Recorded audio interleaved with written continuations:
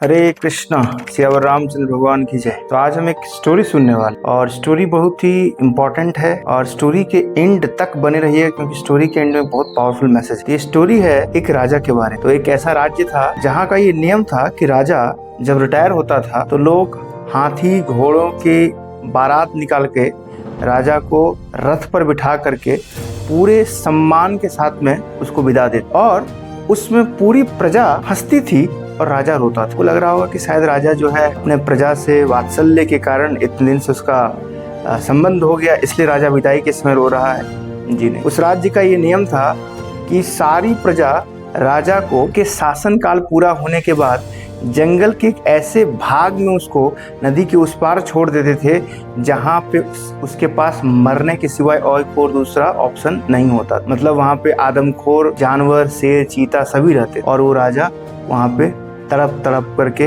उनका शिकार होकर के मरता। आपको लग रहा हो कि ये सिस्टम भला क्यों था ऐसा ही नियम था। तो ऐसे ही हुआ। अब ये वहाँ की परंपरा थी, हर राजा अपनी पूरी जिंदगी भर राज करता और जीवन के अंत में उसके साथ में वही होता। तो एक राजा जो कि उस राज्य का राजा बना, वो जब उसकी विदाई की समय आई तो पूरी प्रजा जब उसी प्रकार से नाच गा रही थी तो राजा भी उसी प्रकार से नाच गा रहा। उनके खुशी में वो भी शरीक था, वो भी धूम धड़ाका, बैंड बाजा, घोड़ा हाथी सबके साथ में वो भी नाच रहा। तो लोगों ने सोचा कि शायद राजा जो है अब इस डर से पागल हो जा रहा है कि अब उसकी मृत्यु आने ही वाली है। तो राजा के सभासदों ने, मंत्रियों ने राजा से पूछा, कहा कि महाराज अभी आप हंस क्यों रहे हैं, कहीं आप पगला तो नहीं गए, अभी आप मरने जा रहे हैं। राजा ने कहा, अरे मैंने 70 साल शासन किया है और मैंने अपने कई पूर्वजों को देखा है, मूर्ख थोड़ी हूँ। तुमको क्या मालूम है, इस पार इस राज्य में जितनी व्यवस्था थी मैंने अपने उस राज्य काल में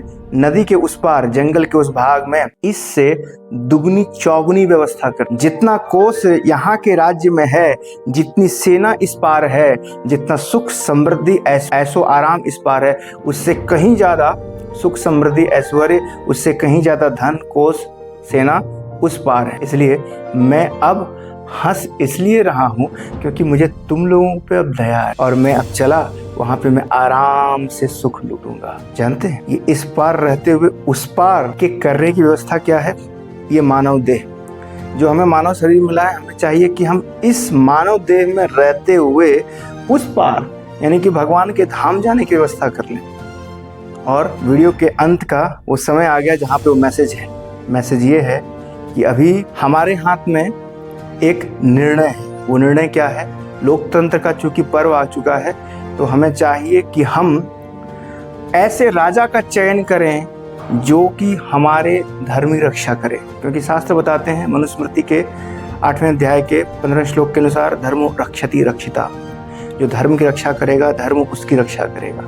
तो आइए हम सभी मिलकर के एक ऐसे राजा का चयन करें जो राजा सनातन धर्म के विरुद्ध ना हो बल्कि सनातन धर्म के साथ खड़ा हो, जो राजा गौ भक्षकों के साथ ना हो बल्कि गौ रक्षकों के साथ हो, वो राजा जो कि देवस्थली मंदिर काशी विश्वनाथ अयोध्या मथुरा के साथ हो, वरन उसको तोड़ने और उसको गिराने में और उसकी सत्ता को नकारने में हो। ऐसे राजा का चयन हमें नहीं करना।